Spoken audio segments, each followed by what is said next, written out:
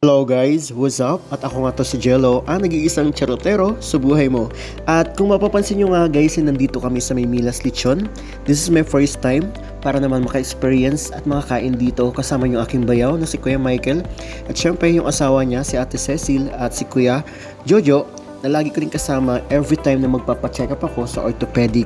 At dahil nga guys, walang doktor, ewan ko ba kung bakit, ayan, napunta nga kami dito at dahil nga ginutom kami at nag-decide na lang kami na kumain dito. Diba guys, na hindi talaga ako mahilig sa lechon. Yung typical na makikita mo yung baboy na nakahiga, na may tusok-tusok syempre na kawayan. At the same time, meron siyang apple sa kanyang bunganga.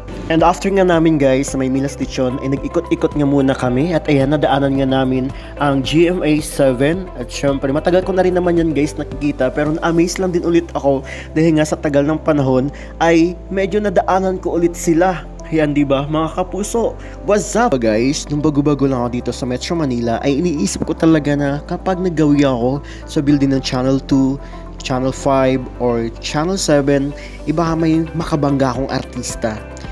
O di kaya may makasalubong, makausap, pero wala.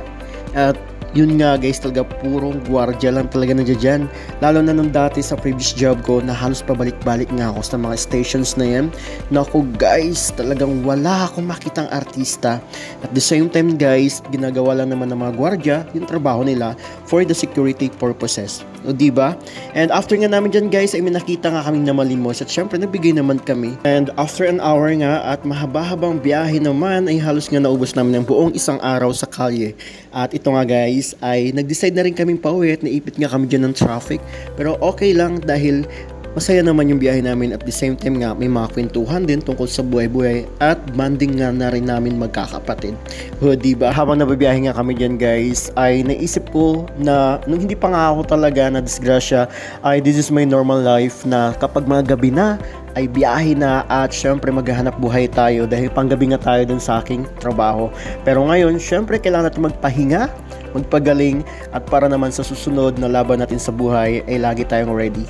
At maraming salamat po sa lahat ng patuloy nagdarasal para sa aking recovery at syempre sa mga taong hindi nakakalimot, mga musta at syempre sa mga tao din patuloy nagmamahal kahit walang anong kapalit. Maraming salamat guys at salamat din sa suporta sa panonood ng aking mga videos. Kahit na konti na lang na-upload natin, andyan pa rin kahit hindi kayo nagsasawang manood ng aking mga vlog. Thank you so much and God bless you all po. At ayun nga guys, konting tips lang, kahit anong dumating na hamon sa ating buhay ay kayang-kaya natin yung lampasan. Diba? Hanggang dito na lang and thank you so much. God bless you all again. Bye-bye!